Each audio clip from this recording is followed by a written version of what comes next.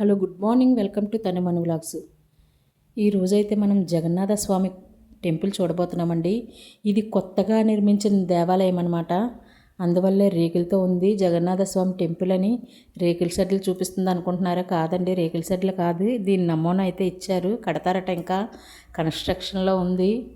చుట్టూ అన్ని వర్కులు చేస్తున్నారు. చాలా చుట్టూ పొలాలతో వ్యవసాయ భూములు ఉన్నాయండి. మధ్యన కట్టారు. చాలా ఆహ్లాదకరంగా ఉంది. ఊరి చుట్టూ వ్యవసాయము, మధ్యన దేవాలయము. వెళ్ళే వాళ్ళకి చాలా ఆనందం అనిపిస్తుంది. కనుక చాలా జనమే వెళ్తున్నారండి. ఇది జగన్నాథ స్వామి రథోత్సవ టైం ఒకటి. అందరూ జగన్నాథ స్వామిని తప్పనిసరిగా దర్శనం ఈ 9 రోజుల్లో కంపల్సరిగా చేసుకుంటారు. ఎవరో వెళ్ళరు కానీ అందరూ వెళ్తారు కదండి జగన్నాథ స్వామికి. మా వైపు అయితే కంపల్సరిగా ప్రతి ఒక్కరు కూడా జగన్నాథ స్వామిని 9 రోజుల్లో ఏదో ఒక రోజు అయితే దర్శనం చేసుకుంటారండి. ఉట్టప్పుడు కంటే ఇప్పుడు ప్రాధాన్యత ఎక్కువ ఇస్తారు జగన్నాథ స్వామికి. ఇదిగోండి, ఈ గోడ మీద ఉండే నమూనాలాగే జగన్నాథ స్వామి టెంపుల్ అయితే నిర్మిస్తారట. ఫ్యూచర్లో వర్కులు అవుతున్నాయి, ఎలాగ చేస్తున్నారు ఒకటి ఒకటిని. ఇవి మా అమ్మ వాళ్ళ పొలం భూములు అనమాట. వర్షాధార పంటలండి, వ్యవసాయ భూములు. వాటిని ఇంప్రూవ్ చేసి ప్లాట్లు వేస్తున్నారు. చాలా ఆనందం అనిపించిందండి ఆ భూములు చూస్తే. స్వామివారు అయితే మరీ అందంగా ఉన్నారండి, చాలా అందంగా ఉన్నారు. మా పాత జగన్నాథ స్వామి ఆలయంలో కన్నా విగ్రహాలు అయితే ఇక్కడ చాలా బాగా అందంగా పెట్టారండి.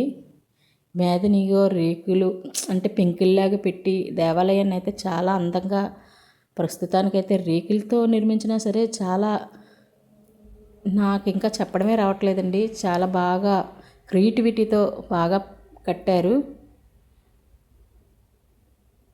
వచ్చిన వాళ్ళకల్లా మంత్రాలు చదివి పూజలు చేసి ప్రసాదాలు అయితే పెడుతున్నారు.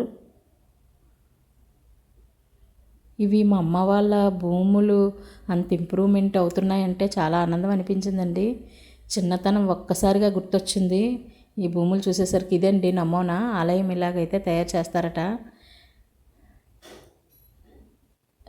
ఇలాగా మేము ఇంకోండి మా అమ్మ వాళ్ళ భూములు కూడా తీశాను. అందువల్లే ఇవి చూడగలే చిన్నతనం గుర్తొచ్చిందండి. మా నాన్నగారితో పొలానికి వెళ్ళే రోజులు గుర్తొచ్చాయి. ఇవన్నీ భూములు ఇలాగైతే కప్పుతున్నారనమాట. అది ఎర్రగా వేసి కప్పుతున్నారు. ఇవైతే ఫ్లాట్లు అవైలబుల్గా ఉన్నట్టున్నాయి. మరి నాకైతే తెలియదు కానీ చాలా ఆనందం అనిపించింది అక్కడికి వెళ్ళగలే. Thank you for watching.